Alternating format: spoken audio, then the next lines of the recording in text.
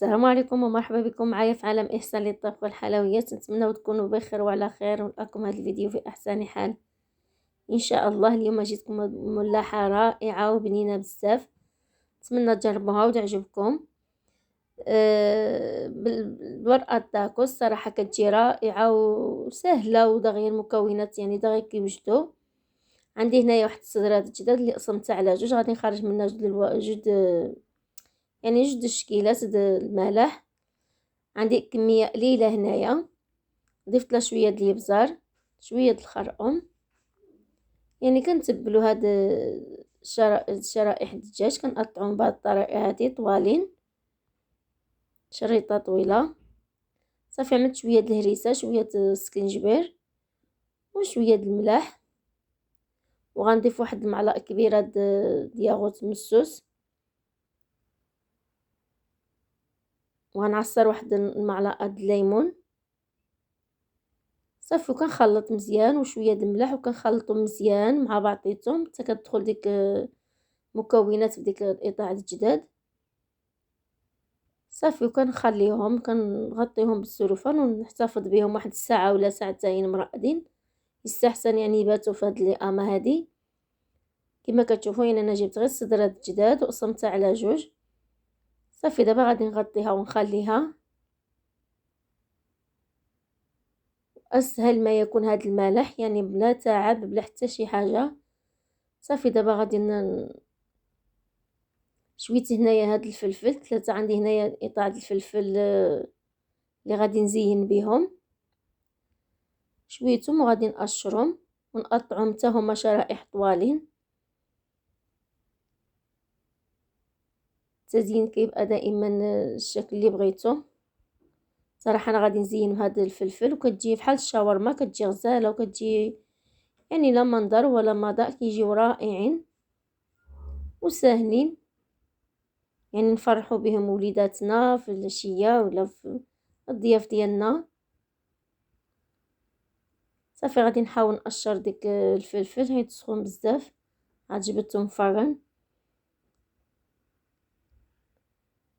الفلفل دائما كنصبو نغسلوه هو الاولي، عاد كنحشيوه الفران تشوا، حيت ملي كنخرجوه من الفران ما كنعاودوش نغسلوه باش كيبقى ديك النكهه ديالو يعني ما كيبسالش. دائما الفلفل سواء غنعملوه في شلاضه ولا غادي نقليوه دائما كنشويوه وكنغسلوه قبل ما نشويوه. صافي يعني ملي يتشوى كنقيوه من ديك الزريعه ديالو. دابا غادي نقطعهم شرائح طوالين، سواء ديك الحمار او لا حتى هاد الخضر، حتى الا كان ديك الصفار يكون حسن. حتى هو كيجي واحد المنظر، حتى هو كيجي منظر رائع فيهم.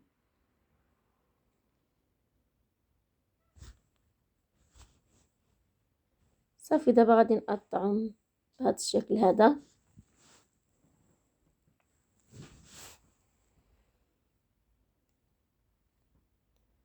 وعندي هنايا ديك شويه الجداد حتى هي اللي قسمتها، غادي نقطع هذه عشوائي حيت اصلا غيتطحن يعني ما غيبقاوش هيدا، غادي نقطعهم قطع عشوائيين وغادي نتبلهم حتى هما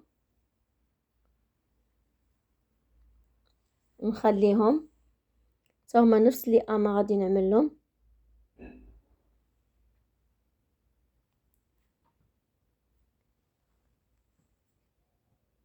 صافي غادي عملت شويه د السكنجبير وغنضيف شويه د الخرقوم بلدي. صافي نفس التوابل اللي عملت في الاوليه غادي نعمل في هذه. غنعصر واحد نص ليمونه حتى هي وشويه د الملح، وغنضيف واحد شويه ديك ياغوت مسوس، دانون مسوس، حيت عندي كميه قليله انا عملت غير شويه حيت خصهم يتاكلوا في ساعتهم، يعني ما يمكنش نبقاو يعني نتعادلوا نحتفظوا بهم. صافي هنايا غادي نعمل صوص البيشاميل عندي هنايا معلقه الزبده وعندي كاس الحليب، وغادي نعمل معلقه د الطحين. راه البيشاميل يعني كلشي كيعرف يعدلها، انا غنعمل غير كميه قليله. وغادي نحك واحد الكاوزه وشويه د الابزار صافي وغادي نشحرو مزيان. غندوب بعد ديك الزبده، وها هي البيشاميل ديالي واجده.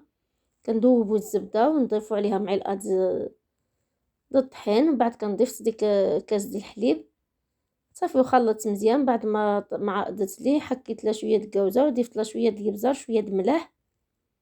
دابا غنضيف لها شويه د الجبن محكوك، كيبقى اختياري باش كيزيد يلذذ هذا البيشاميل. صافي وغادي نخليها تتبرد باش غادي نضيف لها ديك الجداد اللي مقطعين. عندي هنا غير واحد بصله صغيره، جبتكم هذه الطريقه هذه يعني مختصره. هاد القطعه اللي نقطعوا بها بطاطا يمكن تقطعوا بها، انا صراحه كنت مزروبه وكملت غير بيدي حيت اصلا ماشي تطحن حتى هو قطعته غير عشوائي. صافي اصلا ماشي يعني غادي نطحنوهم مع بعضيتهم. غادي نشحروه حتى هو بشويه د الملح وشويه د الزيت وشويه د الابزار. وها هي من بعد ما شحرتها دابا غادي نشحر ديك الجداد، غادي نشحرو مزيان. صافي وشحرتهم وخليتهم تبردوا. ضفت ديك البصيله اللي شحرت وديك الجداد. دابا غادي نضيف لها ديك البيشاميل وطحنتهم مع بعضيتهم يعني كيرجعوا بحال الكريمه. من بعد غنضيف ديك البيشاميل. هذه التعميره ديال الكورني يعني غادي نعمر بها الكورني. صدقوني هذا الكورني مالح كيجي رائع وكيجي لذيذ بزاف بهاد الكريمه د الجداد. يمكن كيتمشى حتى في المناسبات كما قلت لكم لوليداتنا في الدار، علاش لا. وسهل يعني المكونات ديالو ساهل غير بالخبز تاكوس. صافي غادي نعمل هاد الحشوه عملتها في هاد البوش. دائما كنحاولوا نخرجوا الهواء.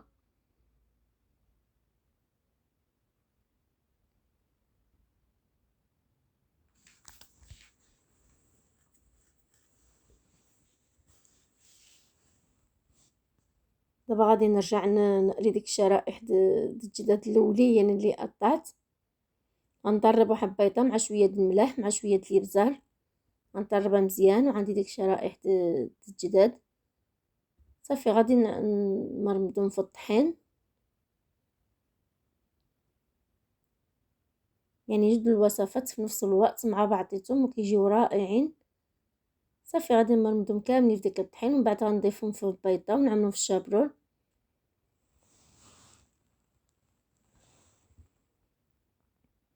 طريقه سهله. صافي وكنعملوا المقله ديالنا تسخن حتى كيسخن الزيت مزيان، خصو يكون الزيت زايد شويه. كنقليوهم كيجيو مقرمشين وكيجيو غزالين. كنمشيو على هذه الطريقه حتى كنسالي ديك الشرائح اللي عندنا كاملين. صافي انا غادي نقليهم.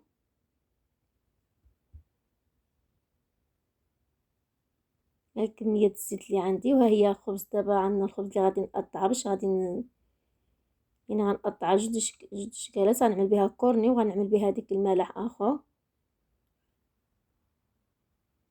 بالنسبه للكورني كنقطع على 4، كل وحده كنقطع على 4 يعني بحال اللي كنقطعوا الورقات الباستيله. بهذه الطريقه هذه سهله. نتمنى يعجبكم الفيديو وتجربوهم. يعني كنتنيو الورقه بهذا الشكل هذا ومن بعد كنلصقوها ببيض البيضه اولا بالطحين. يستحسن غير ببيض البيضه بلا طحين. يعني الا بغيتو تلصقوا بالطحين كتعملوا واحد المعلقه د الطحين مع شويه الماء وكتخلطوه مزيان. من بعد كتلصقوا بها باش كيلصقوا. دائما ديك اللي ملصقه كنعملوها من تحت حيت باقي غادي ندهنهم بالبيضه وغندخلهم من الفران غير يتحمروا غير شويه، غير 2 دقائق في الفران. ما تكثروا، ما نعملوش اكثر من 2 دقائق باش ما يتحمروا لكمش ويتعودوا، يعني 2 دقائق فقط. صافي وكنسلسلهم الحاشيه ديالهم بغينا التزيين ديك الشابرول. دابا غادي عملتهم في هاد الصينيه وغادي نخليهم يتحمروا واحد شويه. دابا غادي نرجع نقطع ديك الدوائر. يعني انا جربت هذيك جاتني صغيره، من بعد عملت اخر اكثر حيت ملي كتتنا يلاه كتبان. هذه تاهي خرجت منها 4 ديك الدوائر.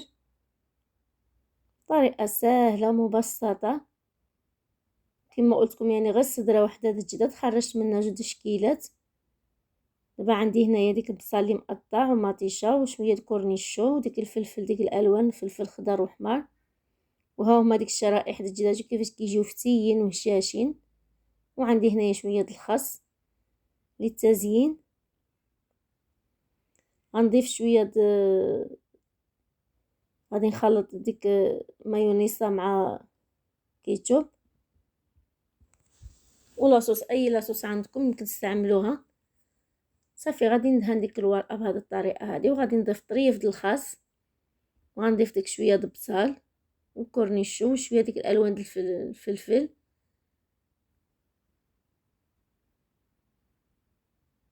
طريقه سهله وكيجيو رائعين وكيجيو لذاذين بزاف. صافي غادي نستمر على هذه الطريقه هذه، يعني الطريقه سهله وكنحاولوا نجيبوا هذا المول هذا باش كيتشبروا مع بعضياتهم. يعني اسهل من هذا الملاح هذا ما كاين. نتمنى يعجبكم وتجربوه وتردوا عليا في التعاليق كيف جاوكم، حيت صراحه وجدتهم لوليداتي وقلت علاش لا ما نشاركوش معاكم. كنزيدوا شويه د الجبن للتزيين من فوق اختياري، يعني الا بغيتو ما بغيتوش ماشي ضروري.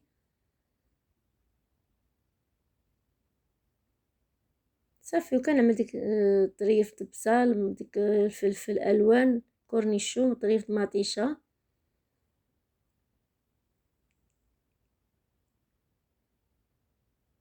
ديك الخس دائما الخس كنعملوه هو الاولي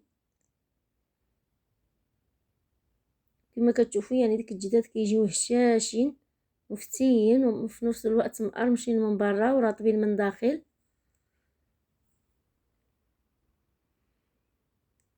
وعملت حتى هذه اذا بغيتو هذه الطريقه هذه، يعني شاطت لي وحده وقلت علاش لا ما نعملش بهذه الطريقه. صافي دابا غادي نعمر الكورني ديالي بديك الكريمه اللي طحنت اللي عملت معها في البوش، اللي عملت معكم في البوش هي هذه. كنعمر ديك الكورني كامل صراحه، واخا ديك الكميه د الجداد راه خرجت لي تبارك الله، يعني هاد الكميه لا باس بها. صافي غادي نعمرهم كاملين وغادي نضيف لهم شويه د الجبن في الوجه ديالهم.